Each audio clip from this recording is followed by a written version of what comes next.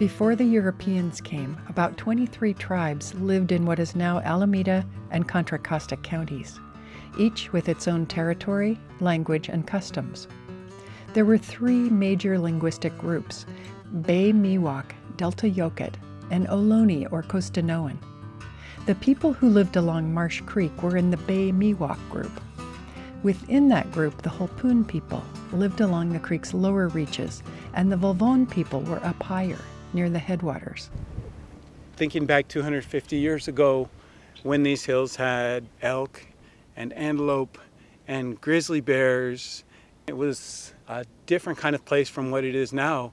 Marsh Creek would have had a great big salmon run, and maybe steelhead coming way in here from the Pacific Ocean, swimming up all the way through the bay and up the San Joaquin River until they got to the marshes down at the mouth of Marsh Creek, and then making their way up into the hills here to spawn.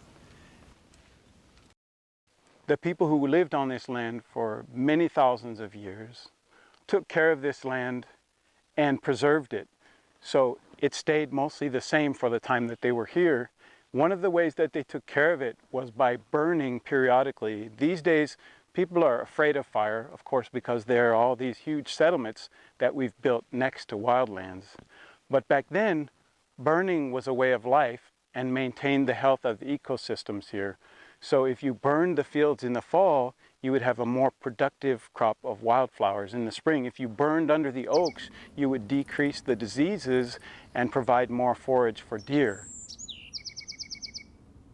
Native peoples in this area used acorns for food, which they processed at sites we call grinding holes or mortars, but they utilized many other plants too.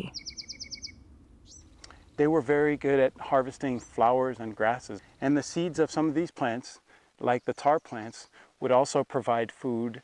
And when the Spanish came here, coming up from Mexico, they brought a word with them called pinole, which referred to this mixture of seeds that you could make into cakes.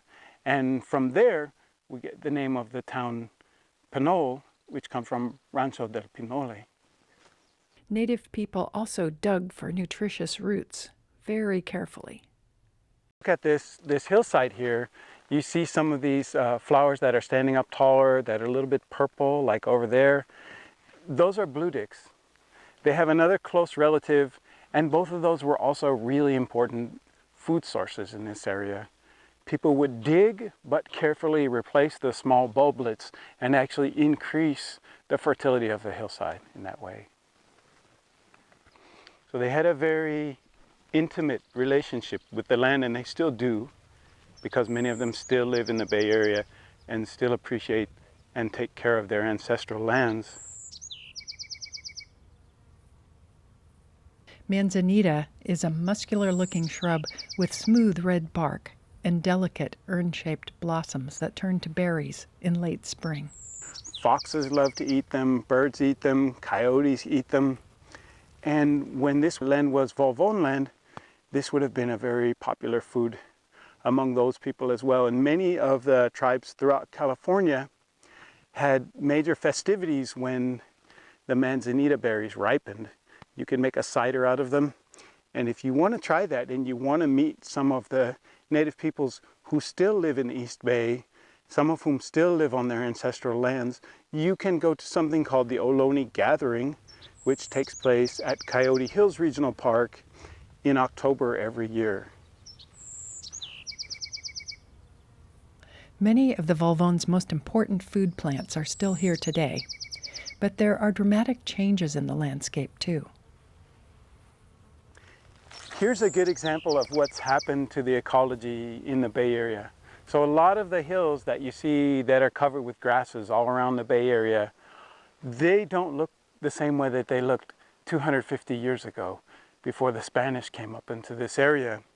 They were bunch grasses, and they're very long-lived, very deep-rooted. They have a very different effect on the soil and the water table than the grasses that were eventually brought in from Europe and the Mediterranean and took over these hills for the most part.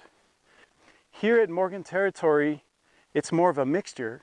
So you might see something like this, a yampa, which is a native member of the celery family. And you might see it growing next to something like, say, poison hemlock or some other kind of invasive weed. Not only are we getting a mixture of native and non-native, but we're getting a mixture of what grows right along the creek in the riparian zone with what grows up along the hillsides here. So as you walk along the trail, there's so many little mysteries that you'll be solving in your mind, and so many plants that you can relate to. And as I mentioned, native peoples had and still have a close relationship with these plants, and they do talk to the plants or even sing to them sometimes. And I'm not embarrassed to say that I talk to the plants too.